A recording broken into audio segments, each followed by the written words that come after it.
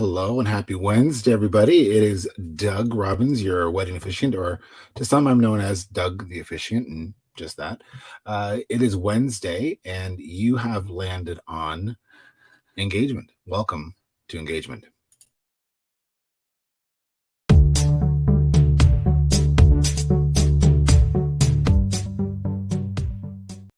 So you've heard this story before because I've said it pretty much every show, just so that I'm very clear.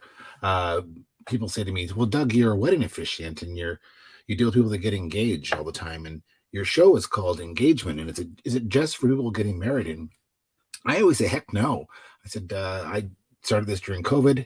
It was a way to engage with people, engaged or otherwise. And it started because I was free on a Wednesday and wanted to have some giggles and some cocktails and talk to people and engage in conversation. And we've talked to people that have been inventors, some people that just want to drink. We've talked to celebrities, local celebrities. We've talked to some phenomenal females.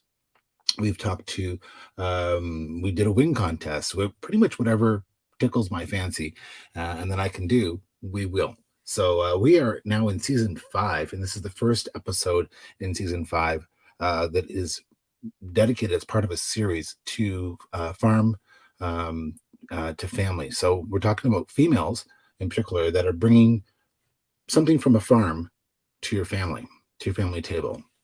And as you know, I like to cook. So I like to be around a table.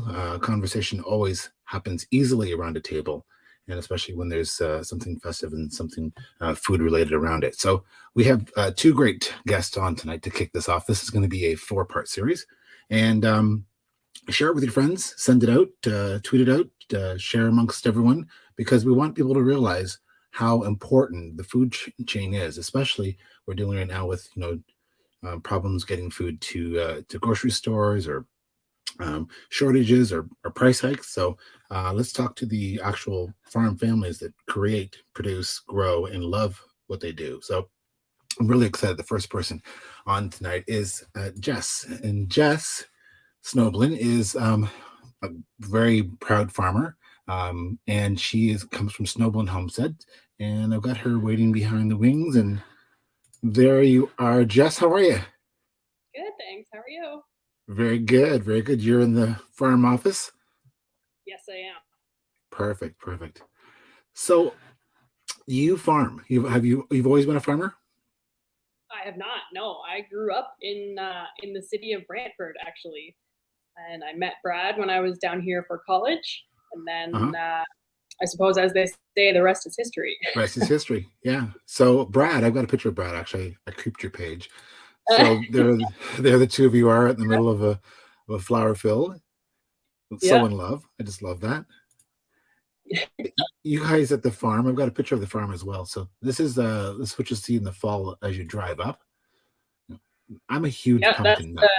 yeah, an old picture, that's for sure. But That's an yeah, that oldie. was our first year in 2018 when we Yep. first started growing pumpkins and fall squash and that sort of thing. So Perfect. since then, we've made a few upgrades and renovations to the exterior of our barn. So we've got a more permanent farm stand now, but we still stack everything out on pallets so that kids and families can come out and walk what we call the front yard of the farm Yep. and pick out their pumpkins and just enjoy the fall weather on the farm. Nice, nice. So you guys do a lot besides just fall. You do more than pumpkins. You do all kinds of produce. You do. Um, we'll get to your big topics here, which are some of my favorites. But here's an image of an autumn table. So you've got some mini squashes, and you got some Yep. regular edible squash and some decorative corn, and I'm assuming you do sort of like a straw bale corn cob kind of decoration for your front door for porch. Yeah, like a porch package type idea. Yeah, yeah. We usually do that sort of over one weekend. You kind of have a pickup weekend, so you Mhm. pre-order, and then everybody kind of drives through the farm. We've got the big horseshoe laneway here, so you can come in and load up your truck, and then you can get out and stay a while. Or some people just take it home and excited to decorate their porch. So yeah, we do that every Absolutely. fall. So, I mean, fall is on its way, but let's not talk about that yet because we barely got to summer yet. A lot of So, work going on. right now is work time for you. I'm assuming you're doing more of this. Yes. out there Yes. planting. So you're hand Yes. planting here. Is this your flowers? Yes, that's the flower field. Yeah, so that's Fiona and I just a few weeks ago planting out some of the flowers that I grew from seed here in the house over Mhm. the winter. So yeah, just crawling around and putting little tiny plants in the holes that we grow on the fabric. So yeah, lots of So planting time, lots of hands-on work right now to get everything planted and in the ground. And the last couple of nice light rains that we've had this week have just been perfect for all these young plants to get a good start. so when you first met Brad and you were down here and he said come on down and live in Chatham, Kent. Um, did you always plan to do like to actual farm and did it evolve or was a lot of this already happening on the farm when you got here? No, none of this was happening when I first Wow. moved down Okay. here. All right. Brad and his family had been in livestock production, particularly hogs. So they had been raising pork for, I mean, most of Brad's life. I think somewhere around 2008, 2009, they stopped producing hogs. They shipped the last from the farm. And then after that, Brad was solely into cash crop, so corn, beans, some wheat sometimes. And then yeah, I guess we had an idea to try and diversify our operation a little bit and wanted to try with pumpkins. And I've always wanted to grow sunflowers, and then of course everything just kind of really took off from there. But yeah, so we just had an idea, started in 2018 with sweet corn, a few varieties of pumpkins, and that's pretty well it. Yeah. Well, there's I love this shot. You have some really great photography actually on your website. The Thank you. sunflowers. I mean, sunflowers and corn and pumpkins. I mean, you had me at sunflowers. Those are my favorite things. Those are gorgeous. I mean, you have a lot of Thank varieties. You have they're Yeah, it's been quite a learning curve to get into this flower farming world. When the very first year that we grew sunflowers, I thought I was getting what would look nice in a jar or in a vase. They were not at all what I grow now. But I mean, that's just the process of learning and trial and error. And I guess I've always been up for anything, never afraid to try or fail for that matter. So yeah, we grow, I think, 6 or 7 different varieties of sunflowers now. Most of them are single stem. Some of them have those plummy colors. Some of them are orange. Some of them are bright yellow as the traditional. Yeah, so 6 or 7 varieties now, and then dozens of other varieties of flowers. so as I mean, whether you're in the farming business or in the food business, you're in business, right?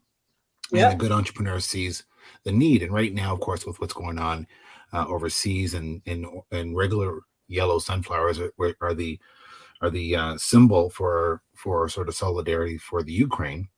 Mhm. I'm assuming, knowing that you're very astute, you probably jumped all over that. Yeah, I was trying to share a sunflower a day on our social pages just to try and, I guess, encourage and try and keep a little bit of a positive, because I mean, it's heavy. There's no doubt about what's happening in the world and how heavy Mhm. it is and how heavy people are carrying it. I mean, I'm super fortunate that this is not touching, my family directly, but I mean, I certainly want to show our support and, yeah, like you said, solidarity. Absolutely. So I pulled off some other great photos before we get to sort of your red ruby talk. Um, Yes. that's gorgeous. It's Thank you. simple. It's gorgeous. People need to, I think, in my opinion, I've always done it, is have fresh flowers around. They just brighten your day. They smell Yeah. better. They make you feel good. Yeah. This one here is gorgeous. Very, very farm, very simple, very Yes. nice, but elegant. Rustic wildflower like. Yep. Mhm. And then I love, if you look close, the jars with Yep. the Snobelen bags around them is a really great touch. So Yeah. what you've really become very popular with or for is this, your red ruby popcorn. Tell Yep. us about that. Yeah. So we actually grew it, I believe, the first time in 2018. And like I said, not afraid of failure. So we grew it, picked it by hand, stored it in the barn where we thought it would just, take some time to hang out, dry out, and then we would shell it off. Well, before we even got to shell it off, some critters living in the barn had a feast. And we had nothing left. So 2019, we planted again. We planted a little bit more, hoping that if we were going to lose some left over. So we planted in 2019. And then, of course, the pandemic rolls in March of 2020.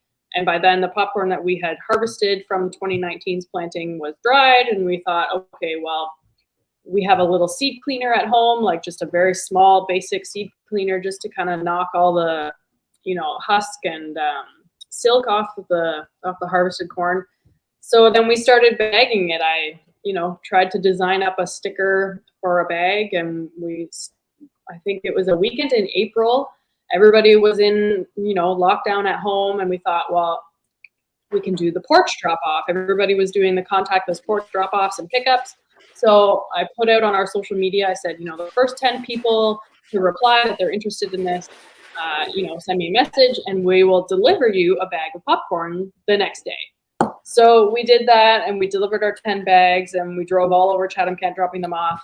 And it really just absolutely went bonkers from there. We sold out everything that we could clean and process by hand, I think, in the next 6 weeks that year in 2020.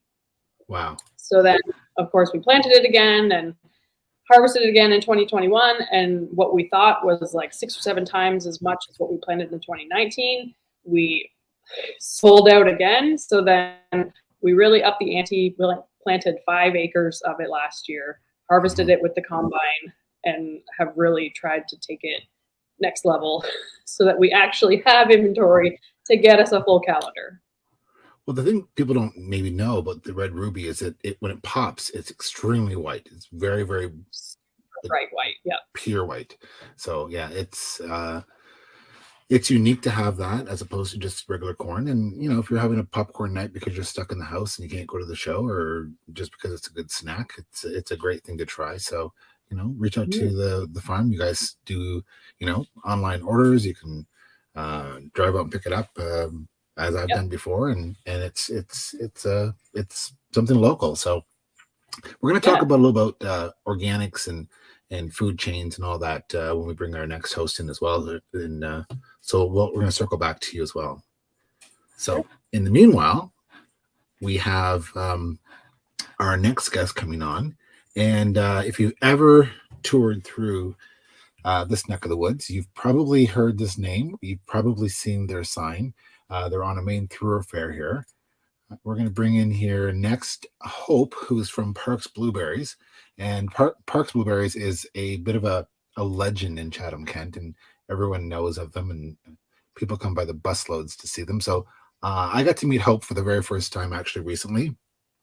She's I guess a second or third generation operator of the business, and found her to be a real spitfire. And I asked her to come on, and she's like, sure, I'll do that. So Hope, how are you?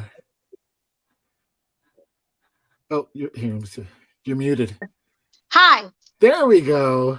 Oh, well, I'm hoping I have a good internet connection here, Doug, because I am in the boomies, and sometimes it's not really that rural internet is definitely a big topic of conversation.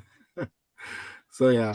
Well, thanks for having me tonight. So yeah. Thank you. I don't know if you know Jess. Jess, if you know Hope. Yes, It's Chatham is not that big, and you're out in the country in the same sort of neck of the woods. So yes. So how's it going out to Parks Blueberries? You guys are probably very busy with planting and getting ready for the season. Yes, it's been getting better each day, especially with everything trying to be, open now. Mm-hmm. So we've seen a lot of people coming in the store now, and then yes, we were able to start planting some of the things that we're not able to during this beautiful rainy days. Excellent. So for those that don't know what Parks, or maybe forgot, this is what it looks like from the outside. This is a drive-by shot from a few years back. You guys are known for a lot of things, but right now you're doing a lot more in the way of strawberries. Um, well, we kind of add strawberries in it. We just have a little strawberries. Like we are a little guy. We are still the blueberry place, but yes, Yes. we just put like a little bit of strawberries there. So it's Yeah. only like an acre of greenhouse, but it's been doing good. So it's actually a very big experiment. Oh, that's good. Um, We just talked about that with Jess about, you trying things, and if you fail, you fail, yes, and if it is. you never Yeah, know. yeah, it's kind of scary. Mhm. Because we built up we started in 2019, and then it did not get finished right away. There's so much things that can't be done because of this and that. So finally Bruce finished it 2020, and we started planting, and of course everything just went different in 2020. So Yes. but then it created something new to the place. And Mm. so far, we are still in the storm, but we know already how to sail in the storm. How about that? That's a good way to put it. So you Getting mentioned better. Bruce. Yeah. Bruce is his parents or his grandparents started the farm. His parents. His So they parents. started it actually when Bruce was only 10, when they Yes. started planting the blueberries.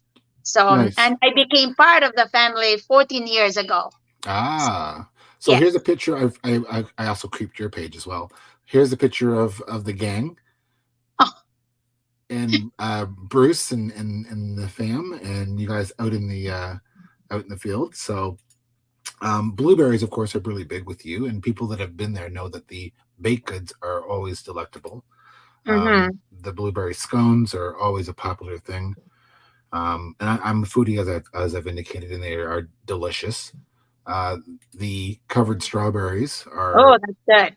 a fan favorite, right? And your pies are huge. So you guys make your own pies in Yes, house, we as you made make all everything our in house. baking. We made everything. All our baking is made from scratch in our place.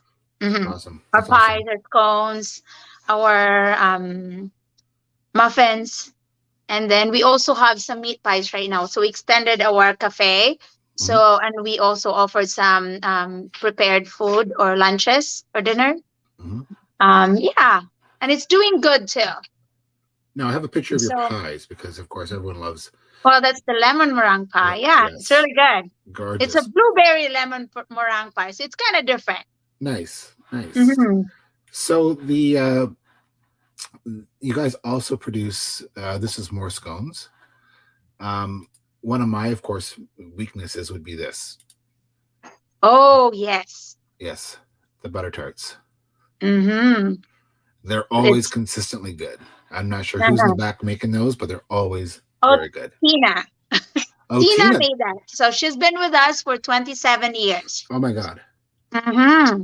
So she Wow. is she walked and she journey with Diane. So actually almost all the recipes there are made by Diane Parks, Mhm. and of course her daughter helps her. And now Tina continue it. Wow. So it's a legacy.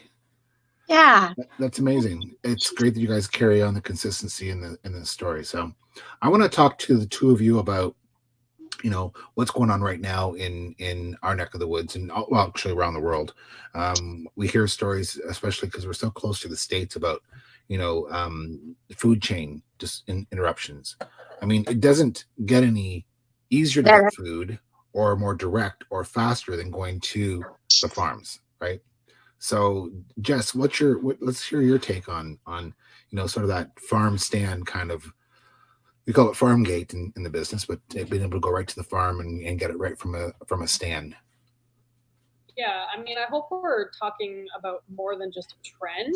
I hope that this buying local and supporting the farmers directly is going to be something that continues, and whether or not we can actually thank what has happened in the last couple of years, whether that's appropriate or not, but I think it's opened society, the public's eyes as to what may be actually available in their backyards, Mhm. or a short drive from their house or whatever. So, like I said, we're really hoping that this is here to stay and that this is not just a trend or a fad that we're going to ride out. Mhm. So, Absolutely agree. Hope, what's your thoughts on this? I mean, you guys have always had a very large traffic pattern through your neck of the woods, through your store, and people realize, when you're buying, fresh from the Fresh. farm, it's always important. Yeah, well, yeah, I think there was also beauty in disguise of what just had happened, as what Jess had said.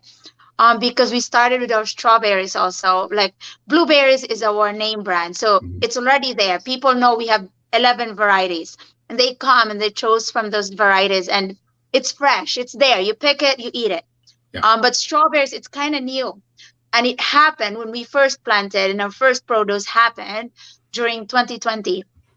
And the beauty about it is it has given the chance to showcase.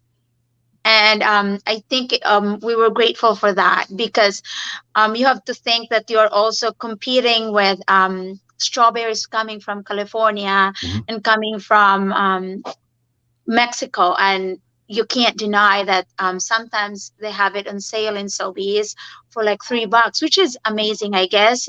That's the beauty of competition, right? But if you think about freshness, and yeah, it's yeah, wonderful. And you know what you're having, you know the quality of what you have. hmm, You know that the people who planted it put so much love and effort in what, because we are little, so we are able to focus on our product. yeah. So, and the, yeah, and the people It's was very able true. to, yeah. And So people don't realize that, buying things that are fresh, that are only, hours or minutes from your door, are going to have mhm, more flavor, be, um, sustainable, and help mhm, other families at the same time. So it's really important. And actually, there at the end of this series, um, I'll be talking about, how buying fresh is so important. I'm doing a bit of a thing on that as well. So, I agree, completely. And there's a difference. The $3 flats you buy from the superstores, um, don't have the flavor that, they've been picked at the same time, and they've been to ripen it, in the truck on the way to the store. And yours comes off the vine ripe, and Jess's popcorn comes, out on the right mhm. time, and it's all about having it at its peak, which is very important. So excellent. And if I'm Now, going to jump in, I think some yeah, people are becoming more cognizant of their carbon footprint and their environmental footprint on the whole. So, I mean, eating yep, something that you could buy 15 minutes from your house, but you bought it at the grocery store and it was trucked across the continent. I mean, mhm, Mhm. I hope that, like I said, I hope it's more than a trend. I hope people are starting to make that connection. That, yeah, you know, I mean, I'm going and buying the Parks blueberries or the Parks strawberries at our local grocery store in Richtown, and I'm bypassing Yeah. the ones that are still on the shelf from California. uh, yep, I agree.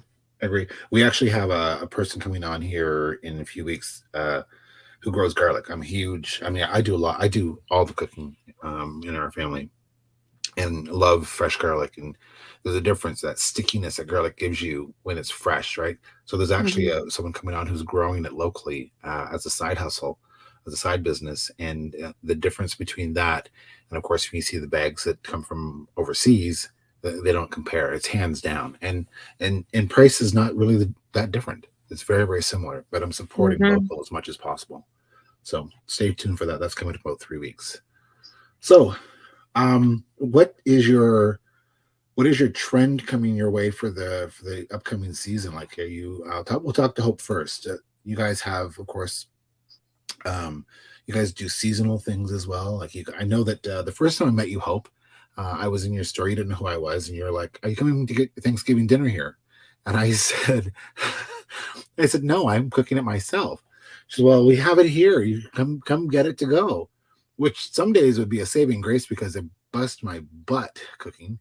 But, you're coming into spring. Are you doing things like, strawberry socials, or I know picking's going to happen in a few months? And tell us what's going on out there.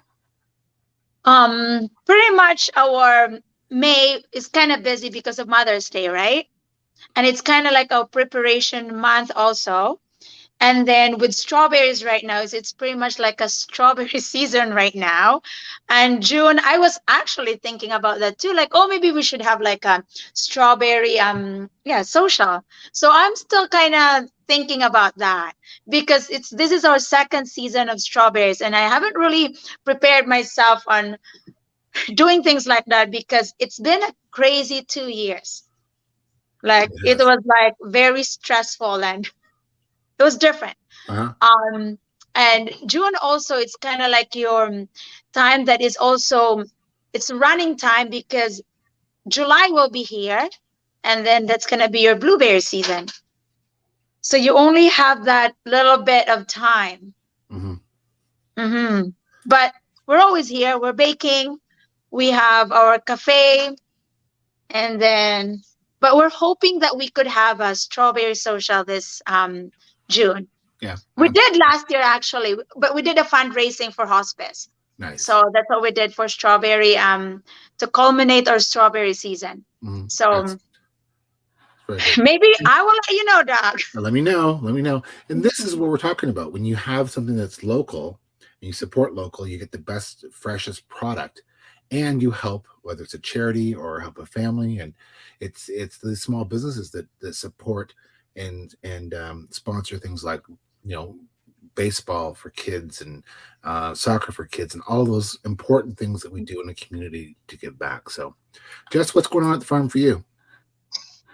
Actually, we just sent out our email newsletter to our subscriber list. We're going to host 4 on-farm events this year. We used to host a big vendor day market event in the fall. So instead of doing the really grand vendor event, we're going to do 4 sort of farmers market type events here at the farm. So the first one's coming up June 18th, and that will be sort of like our launch party for launching our ruby red popcorn in our new custom packaging and talking about what stores it's in locally and that sort of thing. So that's kind of like a launch party celebration for us. And then we will have 3 more events that align with our flower subscription pickup days. So in July, August, and September, we'll have additional farm market type events here at the farm. So those will always be Saturdays from 9 to noon. Yeah, we just love having people here at the farm. I mean, we're going to continue doing the cut your own flower workshops in the evenings. Those will start probably the 3rd or 4th week of July and then go through until September when it's too dark to be out in the evening. Yeah, so we really like the workshops and the having people out to the farm, and, you know, not everybody, especially over the last 2 years, not everyone's been able to go out and do things. So now we feel comfortable enough to have people here and, you know, welcome everybody back and just kind of get out and do some things you haven't done in quite a long time. Excellent. Excellent. You know, we're also going to that season where some people are using, you know, hand-tied flowers for arrangements for weddings or events or bouquets. So there's a lot of great opportunities. Is your sunflower field, is it visible from the road? No, it's technically not even a field. We grow them in very narrow successions just for cut purposes. Because people will find them for people photos. will find them, yeah. They'll trample in there just because I'm the king of selfies. I would do it just to get a selfie with the sun. You'll have cars parked at the side. Perfect. I'll scope it out. Yeah, so that's awesome. I mean, I love the fact that you guys both have that local flavor, if you will, to support local, and I always just ask you guys some questions in advance of this, and I always ask a question or two on the end that are completely spontaneous, and quite frankly, I roll with whatever happens in our conversations, because that's really all this is a conversation. You know, we just have a chit chat about what you do, and there's never high pressure. There's not, there's no math equations to be done. You don't have to show your work. It's pretty simple, but you guys both perform or provide food to the public. What is your favorite food, and what is your least favorite food that you produce? Jess, I'm going to go first. Ooh. Only what we produce? Yeah, we'll go with that. Okay. Favorite, probably summertime tomatoes. Mm-hmm. That would be a toss between summertime tomatoes and sweet corn. Least favorite, well, not from a taste perspective, but from a inability to get things to grow would be cantaloupe. I have tried cantaloupe melon, musk melon a few times now and can't get those things to go. Okay. That's fair. I mean, you should only grow what you like. That's my bend on it as well, right? You should only grow things that because then it's easy access for you. You've got whatever you want right out there. I was doing a recipe recently with squash. There's so many variations of squash right now, and so many of them have edible skin that people are no one likes really peeling a squash, but they have very thin edible skins. A lot of the green ones are the variegated ones, and it's delicious and it's easy to prepare and. So that's something to put in your cap someday. Hope, do you have any products you love or don't necessarily love, or maybe are a pain in the butt to make, or I love blueberries. That's my favorite. Convenient for you. But there's 11 different types though. So my favorite is bonus.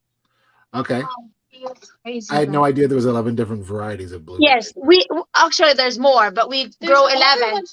Nice. And then and bonus is they're very big and plump, and they just taste so good. It tastes like the crossbreed of blue crop and a Duke. Okay. Yeah. So if you'll be in the farm, Jess or Doc, that is usually the end of July and first week of August. All right. I will put it on my map to come out and check. Is there anything you would love it. So easy to pick. Yes. Oh, perfect. I don't like picking my stuff, but I mean, I do. I tend to eat more than I pick. So, or more than Don't worry. We will weigh you. No, you won't. Weigh-in days around here on Monday, so I will never be there on Monday. Okay. Is there anything that you guys produce that you just don't, either it's a pain in the ass to do, or you just don't like, or it's... Oh my goodness, I don't know. Well, you have to think, Doug, I'm from the Philippines. Yep. So I'm not really into pastries so much. Right? Like it's not a thing that we do, right? Right. So my least favorite, but they're so good. I know that. I'm not really into cherry pie. Okay. How about that? That's fair. That's fair. But that's my father-in-law's favorite. Yeah. So it's not my top favorite either, but yeah, I get it. I get it. Yeah, but your butter tarts are definitely the one. Oh, I love that. Yeah. I can't have a pecan tart in front of me. Me either. That's why I don't do weigh-ins at your place. And imagine I'm there every day. So. Oh, that's tempting. That's very, very tempting. So I encourage everyone to come out and check out your locations, check out what you guys do, get to know your local purveyor, your local farmer, because it's really important. When you get to know them, you find out what it is they can produce for you. And you'll probably, if you follow me on Facebook or on Instagram, you'll see me doing more and more of that sort of sourcing through social media, things that we may not have around here, or I'm not familiar with, or outside of the season right now.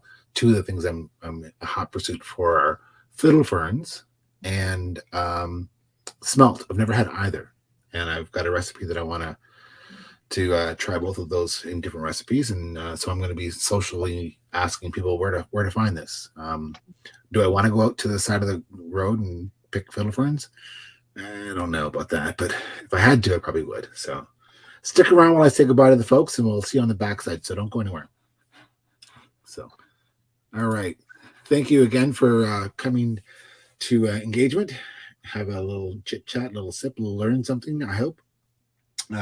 Next week, we have another 2 female farm to family guests to talk to, and it's never dull here. It's never boring, because we try to find something that's interesting to talk about, something that tickles my fancy. So again, thank you for coming to engagement.